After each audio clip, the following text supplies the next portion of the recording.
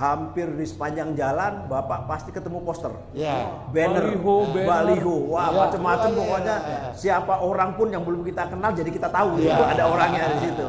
Nah di Korea itu hampir tidak ada, Pak.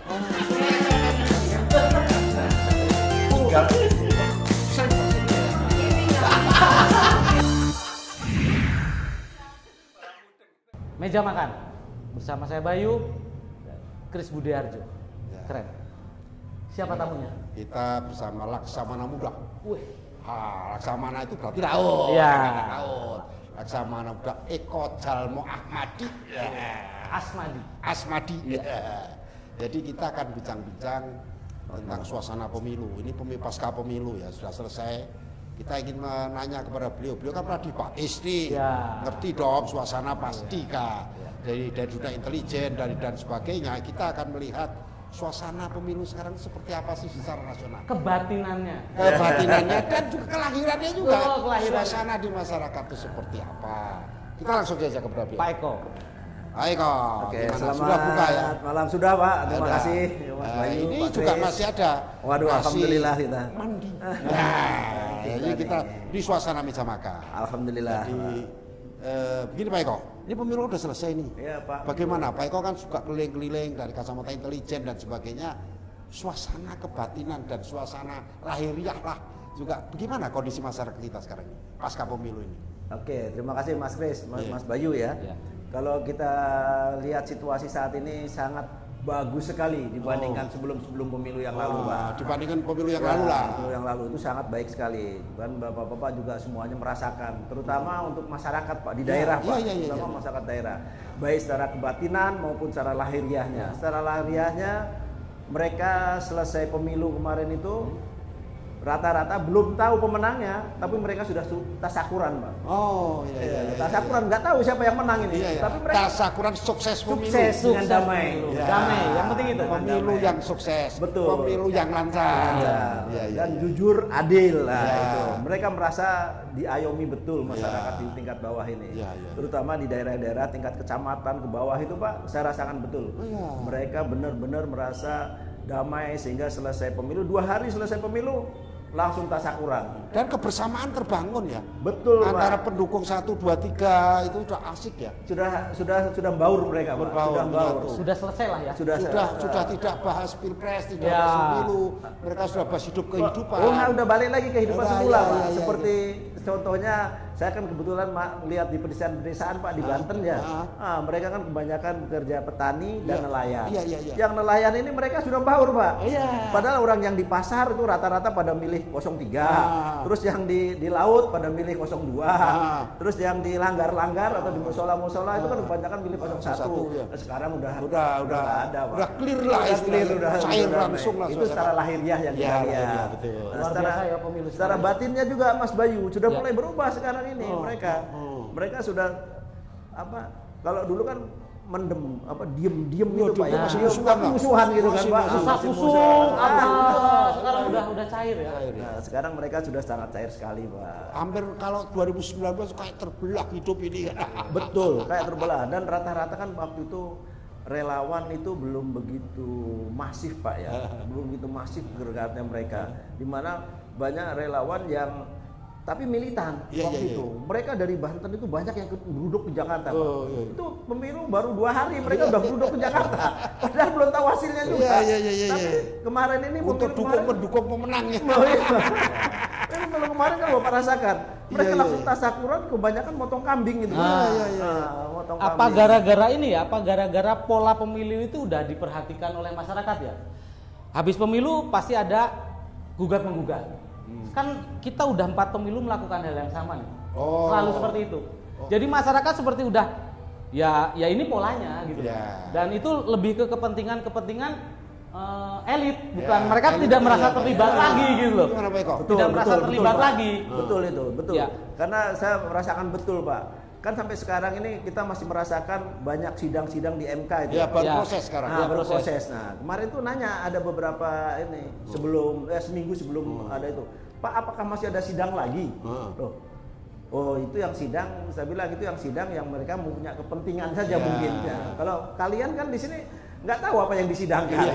Toh nyatanya bapak-bapak ikut di TPS, ya kan, ikut di kecamatan, plenonya kan di kecamatan Pak itu. Dan ada saksi, ada ini curang tidak ketahuan di situ. Bener.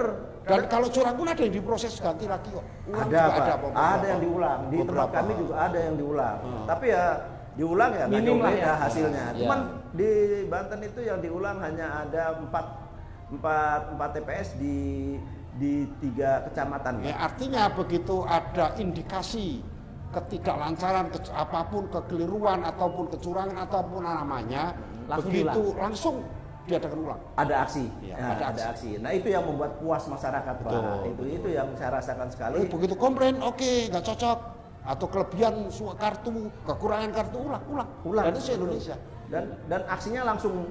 Nah, itu yang nggak nunggu MK. Nggak nunggu lagi waktu itu, sehingga memang keleluasaan dari para KPUD ini Pak untuk melaksanakan pelaksanaan pemilu secara adil, luber tadi itu benar-benar dirasakan oleh para pemangku pejabat KPUD-nya dan juga oleh masyarakat setempat dari kelurahan.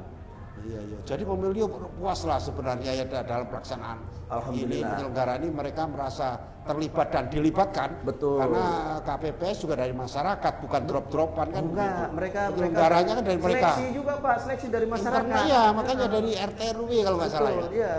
Jadi mereka ada seleksinya. Betul. Itu yang sangat memuaskan dari mereka, sehingga kebetulan juga anak-anak yang di KPUD itu dengan Bawaslu daerah itu Pak, mereka anak-anak muda rata-rata yang sekarang ini.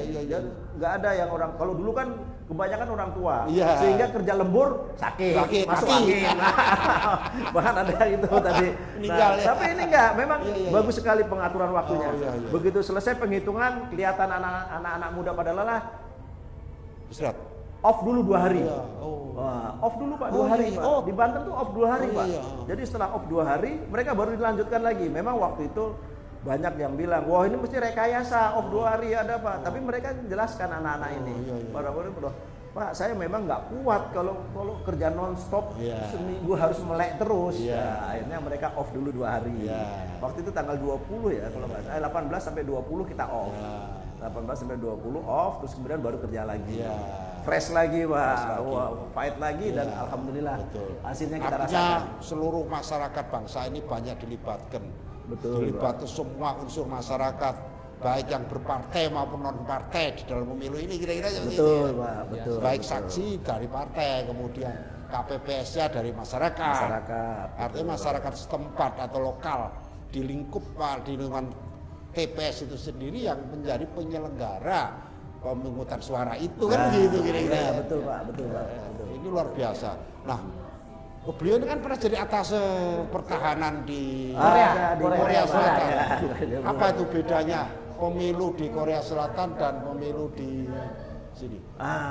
Ini kebetulan sekali Pak. Di Indonesia kan baru selesai kita merasakan pemilu ya. Kemarin tanggal 14 election pemilihannya. Dan kebetulan nanti di Korea ini akan ada pemilu untuk Kongres Pak. Parlemen itu tanggal 10 April. 10 April. Kenapa kok beda, nggak bareng-bareng seperti di Indonesia kan ya? Kalau di Indonesia kan bareng 5 tahun pergantian parlemen sama presiden bareng ya Pak ya, 5 tahun.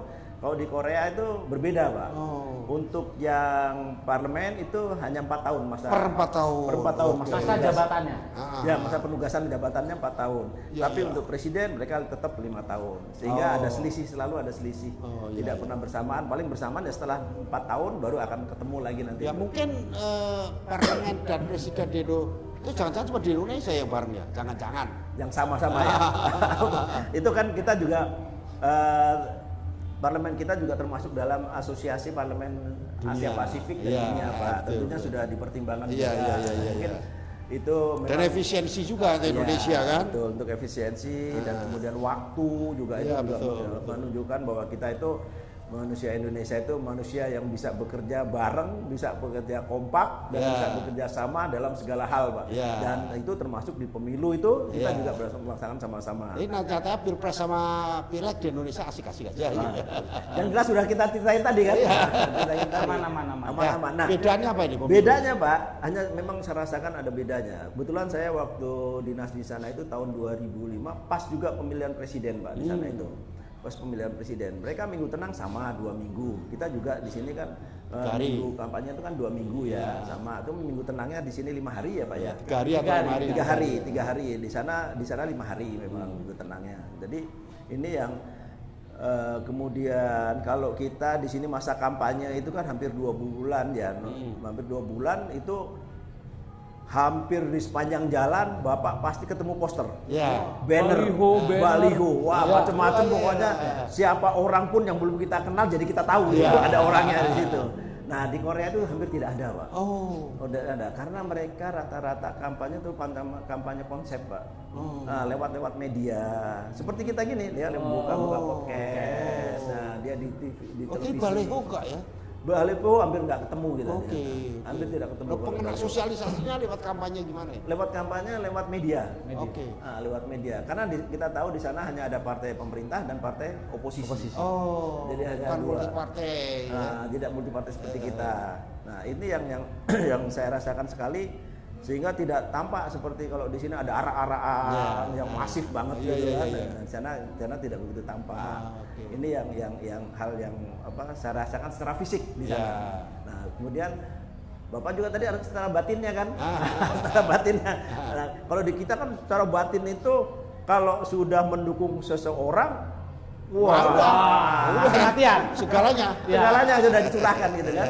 Sampai apapun jangan harga diri, sudah menyangkut harga diri.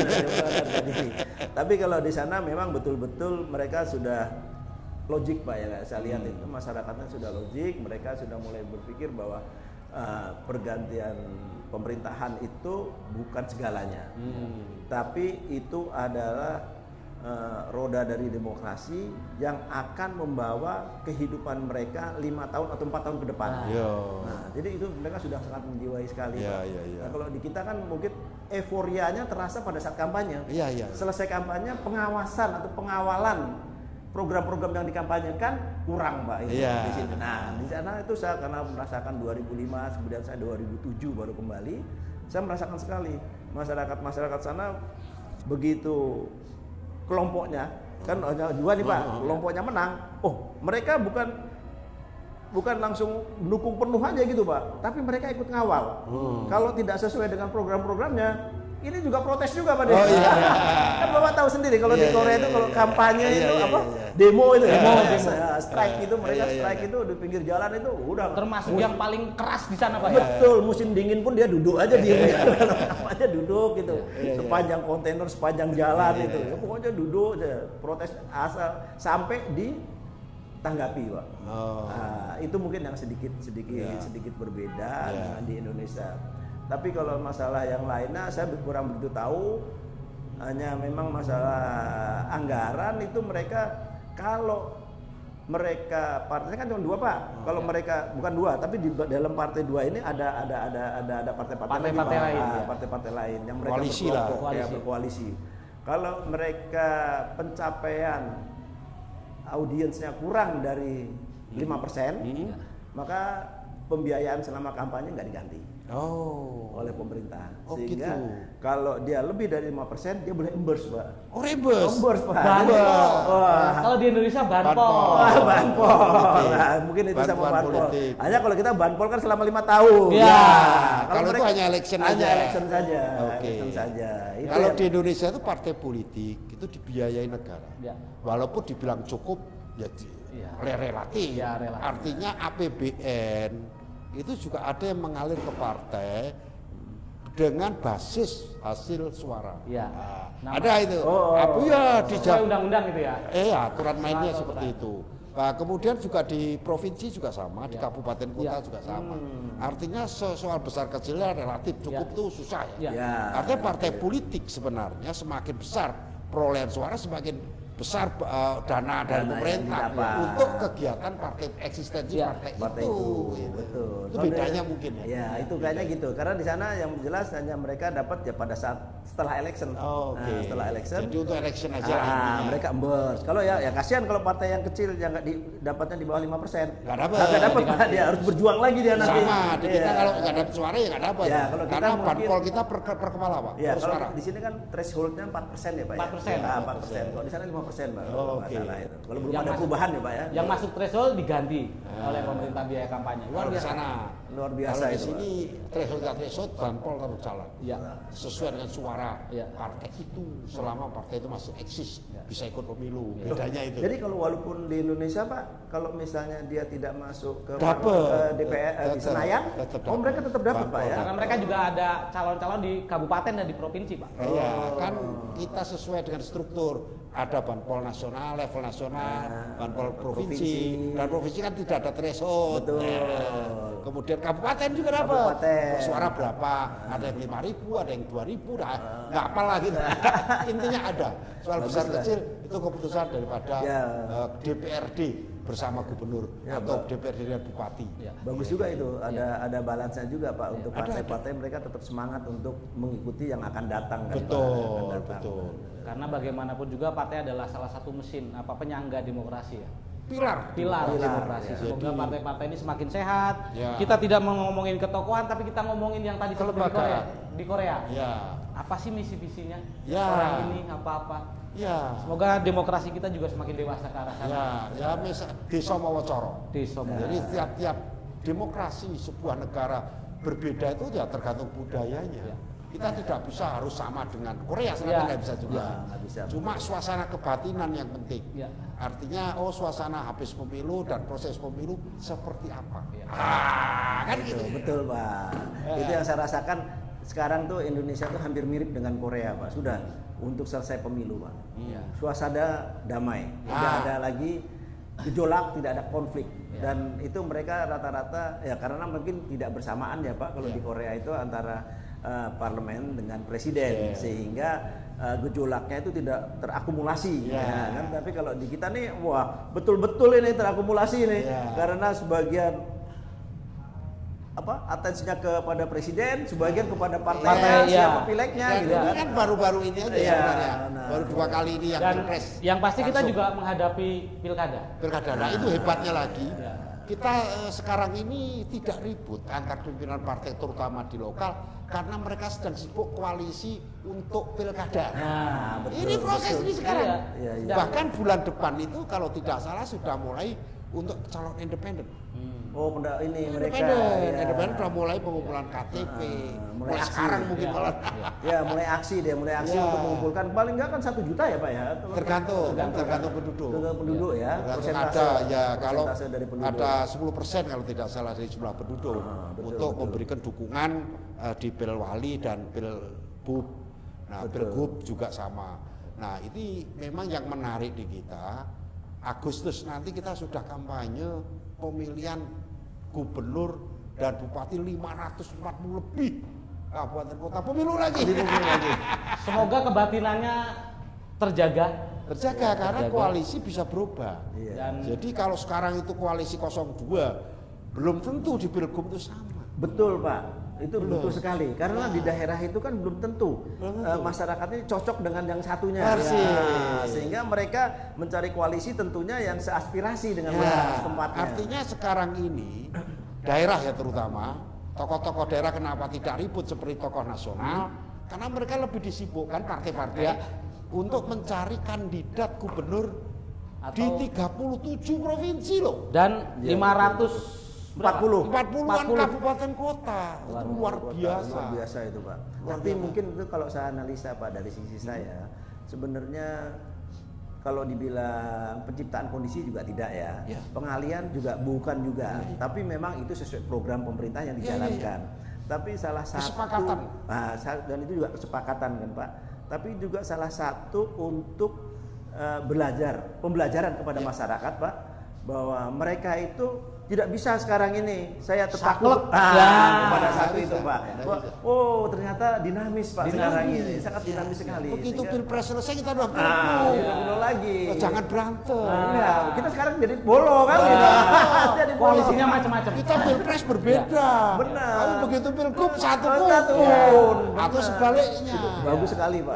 Kita satu kubu di pilpres, beda kubu di pilgub. Repotnya lagi pilgubnya berbeda. Bupatinya sama, bagaimana ceritanya? Ini yang harus mungkin ini sebuah hal yang positif ya buat semakin mendewasakan semoga ya. Semakin dan ini sudah dirancang lama sekali oleh bangsa ini untuk menyelenggarakan pemilu serentak. Ya, tahun ini memang tahunnya sama, pilpres sama pileknya di hari yang sama, pilkada, gubernur, bupati, wali kota di hari yang sama, tapi berbeda dengan pileg. Beda dengan pemilu. Rancangan tadinya tuh hampir sama. Sama semua. Tadinya rencananya, Mahkamah Konstitusi mengamanatkan untuk dibedakan. Karena pilkada bukan rezim pemilu. Nah itu jadi sehingga kita diputuskan kalau nggak November lah kalau nggak salah itu. Ya, November katanya. Nah, 27 November. Kemungkinan belum berubah. Kita udah election lagi. Election lagi. Udah pindah kubu. Oke, selamat berelection lagi, Pak. Mudah-mudahan masyarakat kita semakin dewasa dan juga tidak ada lagi rasa permusuhan di situ karena semuanya akan kembali menjadi saudara yang sama. Kalau ada masalah selesaikan di meja makan. Ya. Sampai jumpa di meja makan selanjutnya. Terima kasih.